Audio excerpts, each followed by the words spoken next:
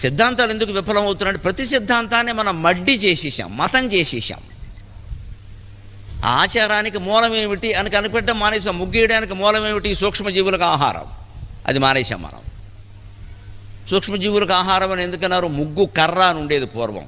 దానికి ఒక చిన్నులతో ఒక డిజైన్ ఉండేది. దాంట్లో బియ్యపు పిండి 3 పాళ్ళు ఉంటుంది, ముగ్గు గొల్ల 1 పాలే ఉంటుంది. 75% అది, 25% ఇది. పైగా ఈ ముగ్గు కర్ర ఎంత, దానికి కనిపెట్టేవాడు ఎంత సైంటిస్టో కానీ అది ఇలా లాగుతూ ఉంటే బియ్యపు పిండి ముందు పడుతుంది, ఈ ముగ్గు గొల్ల వెనకాల పడుతుంది. ఏమి ఆలోచన, ఏమి భూతదయ, ఏమి భారత జాతి. ఆడవాళ్ళు చేసుంటారు ఈ పని. ఆ మహిళామణికి నమస్కారం ఆవిడెవరైనా.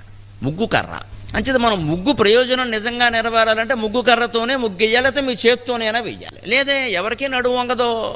దానికి డిజైన్లు కనిపెట్టాం. శుభ్రంగా షీట్, ప్లాస్టిక్ షీట్ ఇంటి ముందు పెట్టే, గొడవ లేదు, ఇంక శాశ్వతంగా ఉంటుంది. అయిపోయింది. ప్లాస్టిక్ కొన్న చోటకు లక్ష్మీదేవి ఎందుకు వస్తుంటే దరిద్ర దేవత